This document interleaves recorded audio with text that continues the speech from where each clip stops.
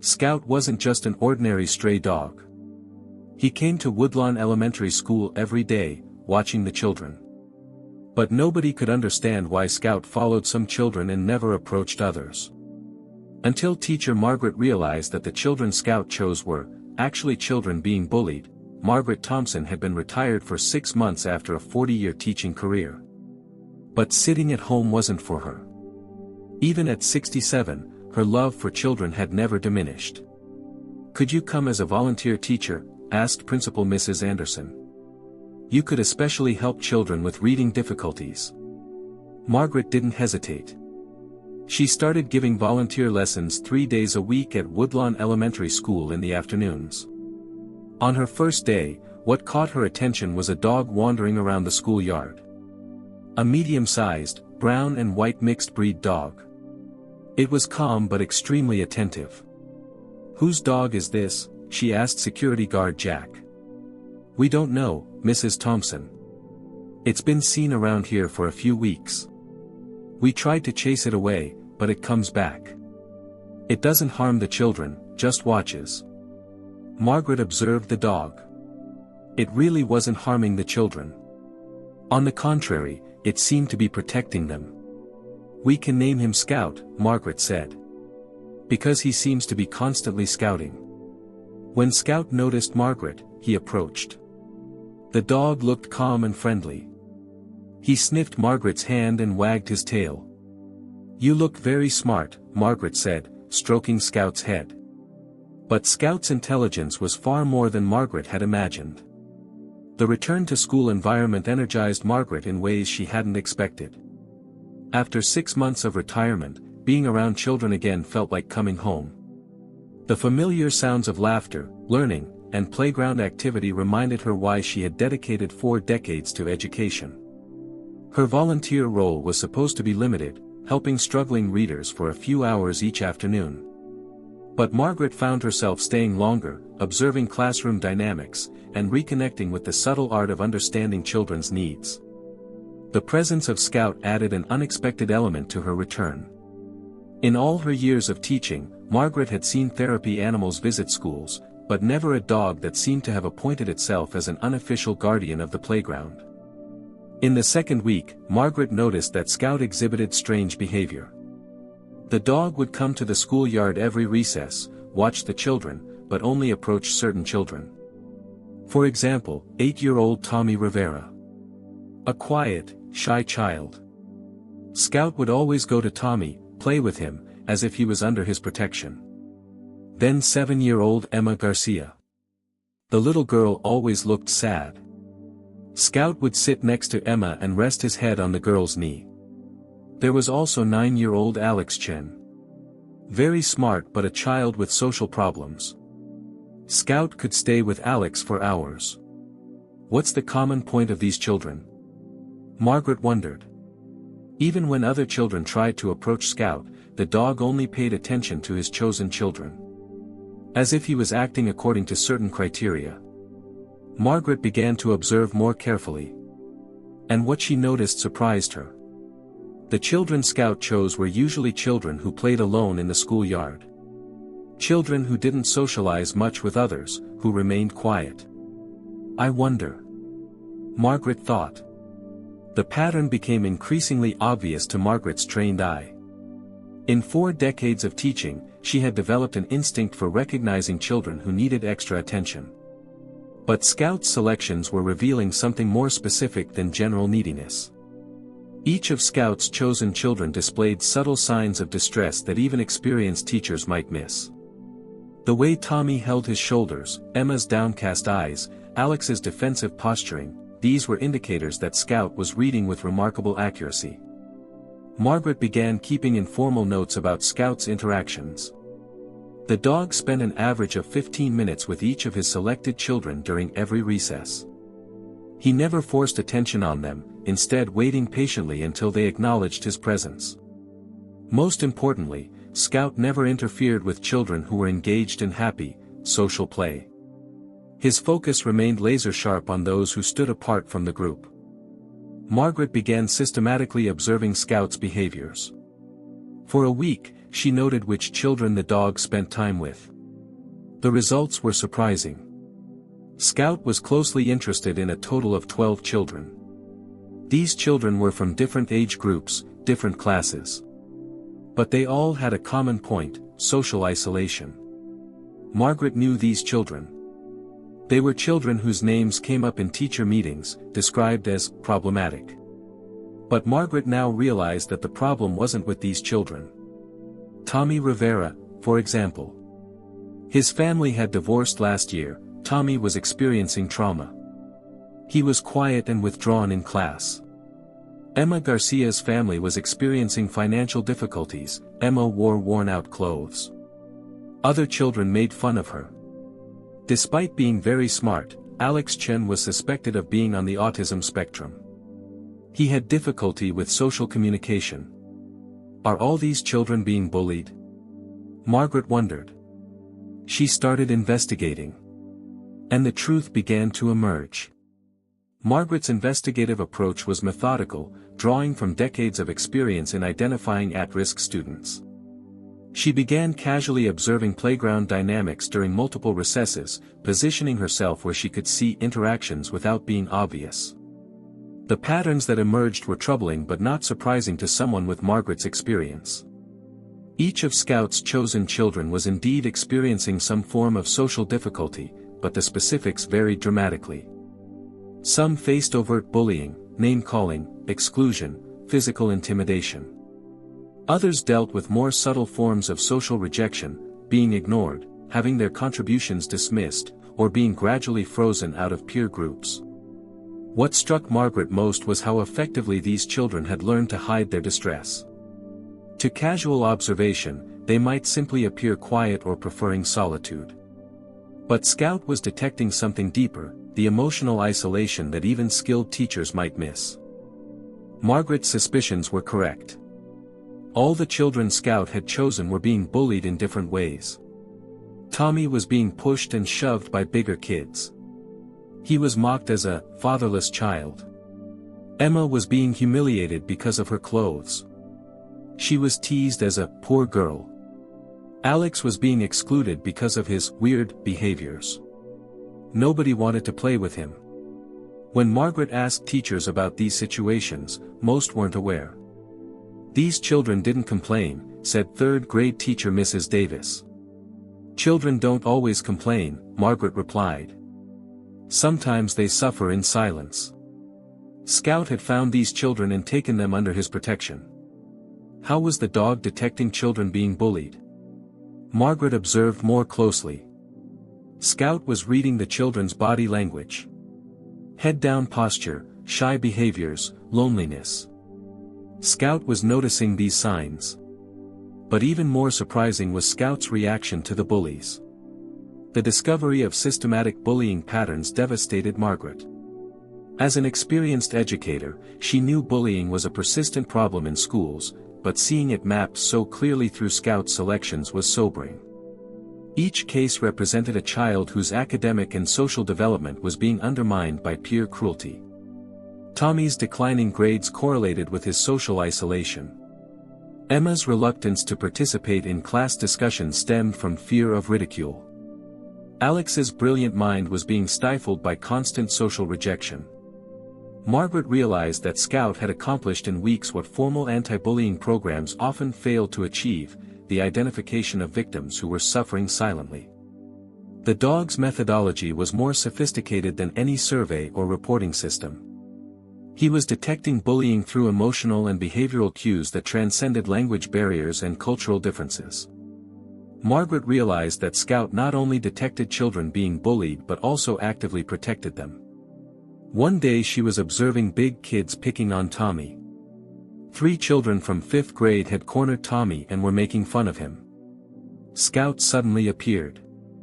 The dog came between the big kids and stood in front of Tommy. He warned the bullies by growling firmly but not too harshly.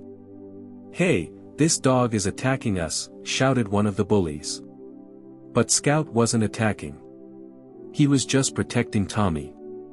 After making the bullies back down, he sat next to Tommy. A similar scene happened with Emma. Children making fun of the girls scattered when they saw Scout. This dog is like a bodyguard, Margaret thought. The most impressive incident happened with Alex. While children were excluding Alex by calling him weird, Scout sat next to Alex and gave the other children a stern look. The message was clear: don't bother this child. Scout's protective behaviors were working. Children who were targets of bullies felt safe next to Scout. The protective interventions demonstrated Scout's sophisticated understanding of power dynamics among children. He never used excessive force or showed aggression beyond what was necessary to deter bullying behavior. Margaret observed that Scout's timing was impeccable. He appeared at precisely the moments when vulnerable children needed support most, as if he possessed an internal radar for detecting escalating social conflicts. The dog's protective stance was also educational for other children. Younger students began to understand that the children Scout protected deserved respect and kindness. Some began emulating Scout's protective behavior, creating a positive ripple effect throughout the playground. Most importantly, Scout's interventions gave bullied children the breathing space they needed to rebuild their confidence and develop coping strategies. Scout's presence and behaviors at school reached the school administration. Principal Mrs. Anderson called Margaret to her office. "Mrs. Thompson, what's this dog situation? Some parents are complaining." "What kind of complaints?" Margaret asked. "They say the dog approaches some children and acts harshly toward others."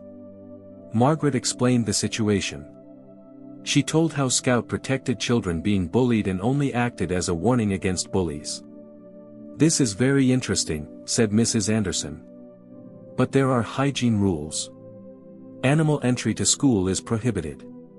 Scout doesn't enter the school. He's only in the yard. Still, problems could arise." Margaret insisted. "Let's observe for one more week. You'll see that Scout is really helpful." Mrs. Anderson agreed.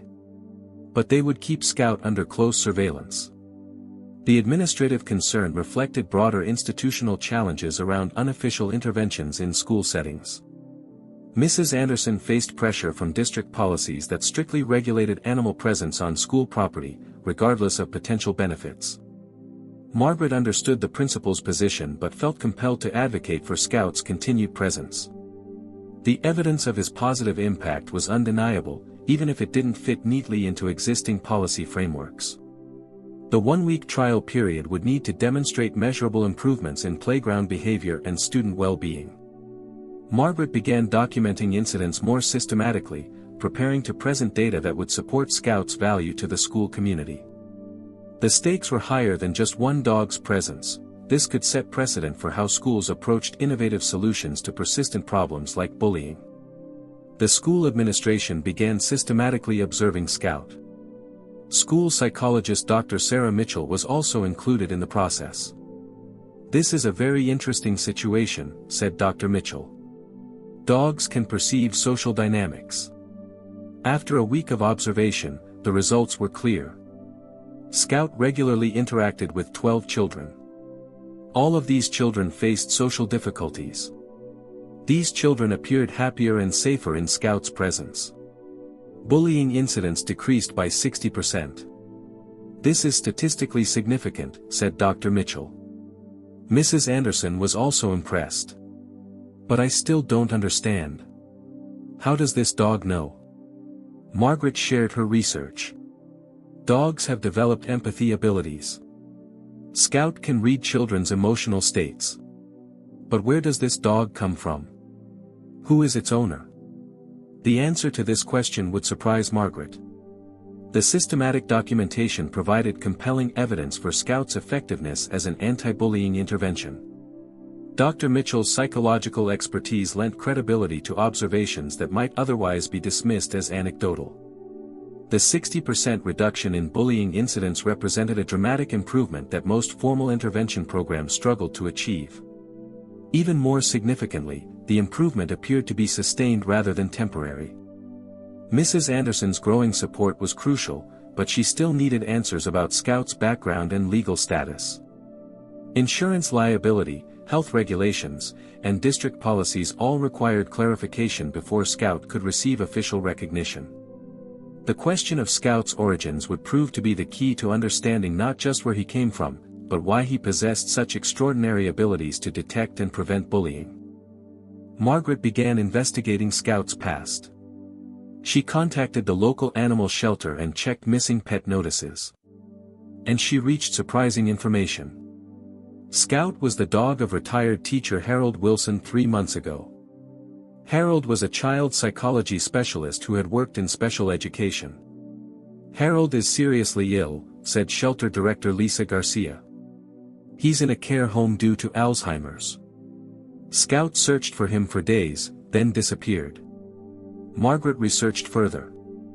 Harold Wilson was a teacher who had fought against bullying throughout his career. He had developed child protection programs.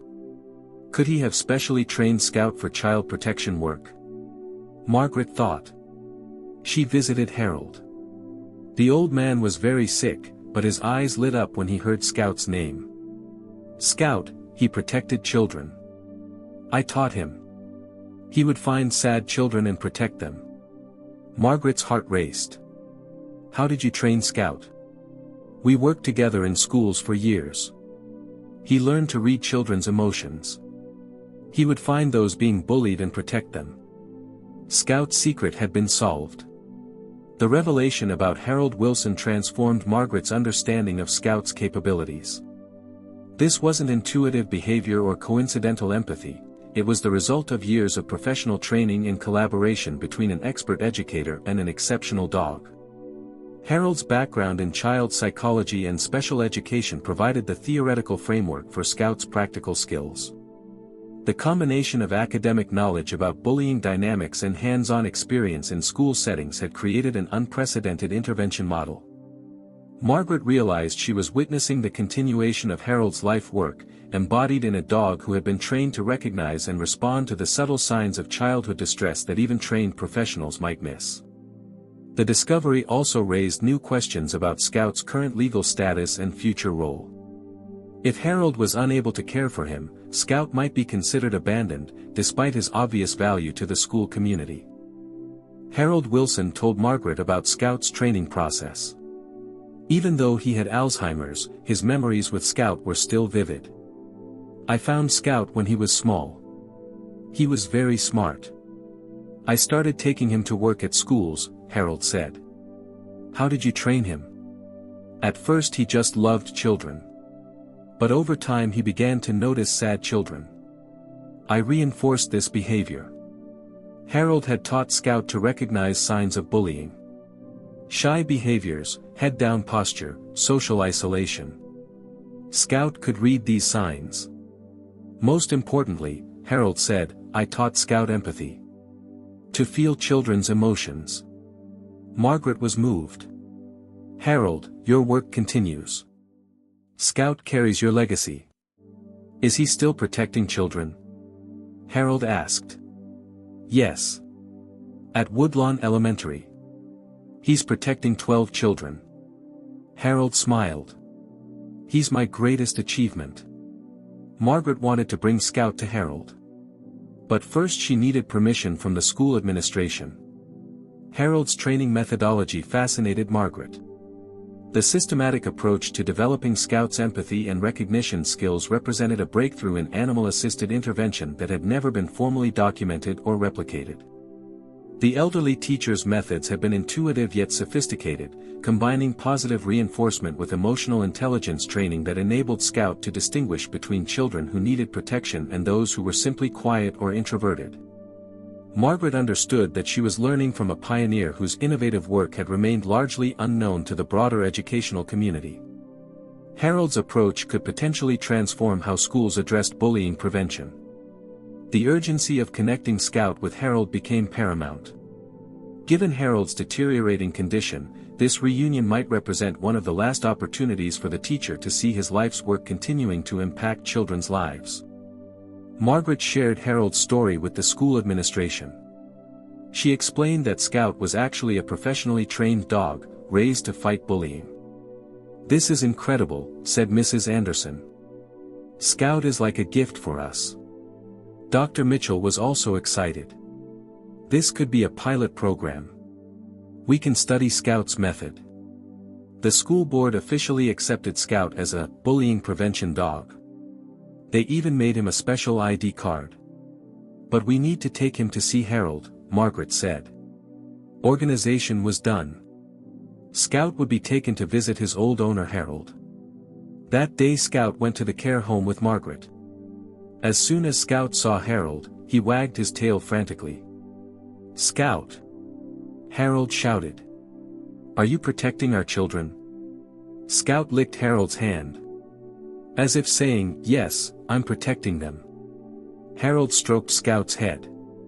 "You're a good dog. Keep protecting the children." This meeting was an emotional moment for both Scout and Harold. The official recognition of Scout as a bullying prevention dog represented a groundbreaking policy decision that could influence how other schools approached animal-assisted interventions. Mrs. Anderson's willingness to create new categories of support services demonstrated progressive educational leadership. The reunion between Scout and Harold provided closure for the elderly teacher while confirming Scout's continued commitment to his mission. Harold's visible pride in Scout's ongoing work validated the years of training and collaboration that had created this unique partnership. Dr. Mitchell's interest in studying Scout's methods promised to document and potentially replicate Harold's innovative approach. This could lead to formal training programs that would enable other dogs to provide similar anti-bullying support in schools across the district. The emotional reunion also reinforced Scout's sense of purpose, providing him with the connection to his original mission that would sustain his work at Woodlawn Elementary. Inspired by Scout's success, Woodlawn Elementary launched the Guardian Dog Program. Margaret became the program coordinator. The program's objectives: early detection of children being bullied, providing emotional support to these children, preventing bullying incidents, improving school climate. Scout became the star of the program. Children loved him very much. Children being bullied felt safe next to Scout. The program was so successful that other schools wanted to start similar programs. The Scout effect began to be called the dog's success in detecting and preventing bullying. Margaret began giving seminars with Scout at other schools. She taught teachers to recognize signs of bullying. The most important thing Scout taught, Margaret would say, is to really listen to and observe children. The Guardian Dog Program's success exceeded all expectations, demonstrating measurable improvements in multiple areas of school climate and student well-being. Disciplinary incidents decreased significantly, while academic performance among previously bullied children showed marked improvement. The program's methodology combined Scout's natural abilities with structured observation protocols that help teachers and staff identify at-risk students more effectively. Margaret developed training materials that translated Scout's intuitive responses into actionable guidelines for human observers. Interest from other schools created opportunities to expand the program's impact, but it also highlighted the challenge of replicating Scout's unique combination of training and natural ability. Margaret began working with animal behaviorists to identify dogs with similar potential for anti-bullying work. The Scout effect became a model for innovative educational interventions that prioritized emotional well-being alongside academic achievement, demonstrating that creative solutions could address persistent problems that traditional approaches had failed to solve. A year later, Woodlawn Elementary had completely changed. Bullying incidents had decreased by 80%. Children were happier and safer. Scout was now the school's official mascot. He had his own corner, bed, and toys. Most importantly, the 12 children Scout protected had gained self-confidence. Tommy was now more social, Emma felt more valuable, Alex had learned to make friends. Scout didn't just prevent bullying, said Dr. Mitchell. He increased children's self-confidence. Margaret continued working with Scout every day. This was the most meaningful job she had found in retirement. Harold's legacy lives on, Margaret would tell Scout. You are his most beautiful work. Scout would wag his tail. He loved Margaret too. In the evenings, Scout still visited Harold. The old man was getting sicker every day, but he always smiled when he saw Scout. "Are you protecting our children?" he would ask. Scout would nod his head. Yes, he was protecting the children. And he would continue to protect them. Because Scout wasn't just a dog. He was the guardian angel of children. The love and empathy Harold had taught him had changed the lives of dozens of children. And this impact would continue for years. Scout's story was a beautiful story that began with a teacher's vision, continued with a dog's love, and resulted in children's safety. And each new day brought new children to protect. The transformation of Woodlawn Elementary became a case study in innovative educational intervention that attracted attention from researchers, policymakers, and educators nationwide. The school's dramatic improvement in climate and student well-being provided compelling evidence for the value of creative approaches to persistent problems. Margaret's work documenting and systematizing Scout's methods created a replicable model that other schools could adapt to their specific contexts.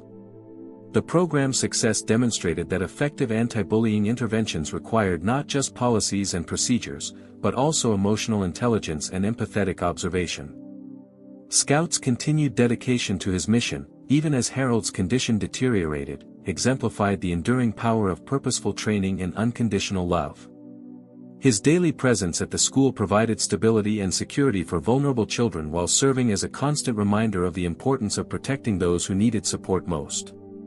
The legacy of Harold's innovative work, embodied in Scout's ongoing service, would influence educational practices long after both teacher and dog were gone, proving that the most powerful interventions often came from unexpected combinations of wisdom, compassion, and dedication. Scout and Margaret's story shows us that help from the most unexpected places can change lives.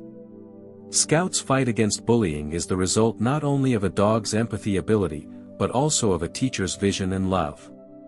This story shows how bullying can be detected early, how children can be protected, and the power of empathy. Harold's training of Scout saved dozens of children's lives and created a safer school environment. If this inspiring story has also touched your heart, please don't forget to like this video and subscribe to our channel. Because in the magical world of animals, many more encouraging and hopeful stories await you. Share your experiences with us in the comments. Have you ever helped a bullied child? Until we meet in the next video. Because the most beautiful protection begins in loving hearts.